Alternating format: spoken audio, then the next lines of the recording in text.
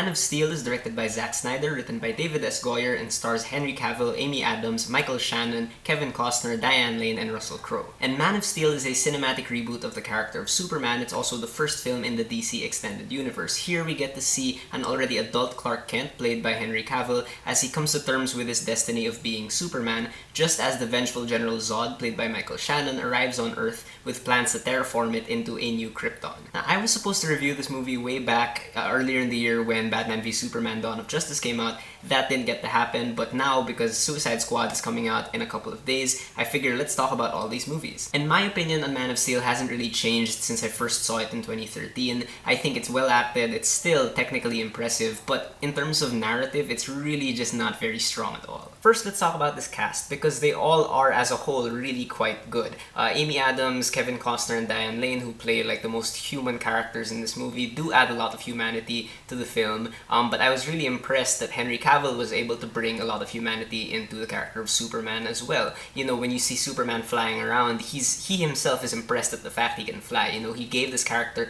a sense of wonder again. And Russell Crowe really surprised me here because he was surprisingly badass as Jor-El. He seemed really game to do like a lot of these stunts. I'm assuming he did his stunts. Then you've got Michael Shannon as Zod, who chews the scenery in this movie like crazy, but he's just crazy enough to make this character work. Now, this movie is told in a non-linear fashion, and for the most part, where they insert the flashbacks throughout the movie do make sense. You know, wherever they're placed, they add context to whatever's happening in the present, and they also efficiently flesh out Clark's backstory. David Brenner, the editor, also edits the action quite well.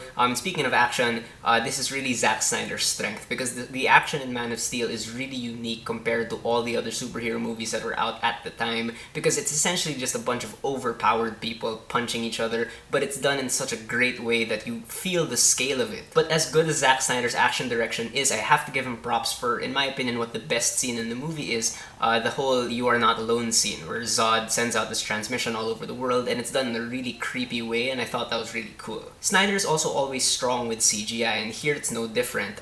You really get to feel Superman's strength and speed, and I don't think any other live-action movie has been able to make us feel it like how they did it in Man of Steel. And one thing that I think is really underrated about this movie is the sound. The sound design here is really good because every single hit and every explosion really feels lethal almost. And I personally usually have a problem with Hans Zimmer's more recent musical scores. I think they're always too blaring, but his musical score for Man of Steel is actually quite good because it has this understated dignity about it that matches well with the character of Superman. But I also have a lot of issues with Man of Steel. First of all, Zack Snyder, as good as he is with his strengths, he just has no subtlety whatsoever. So there are so many scenes in this movie that are so much bigger than they have any right to be.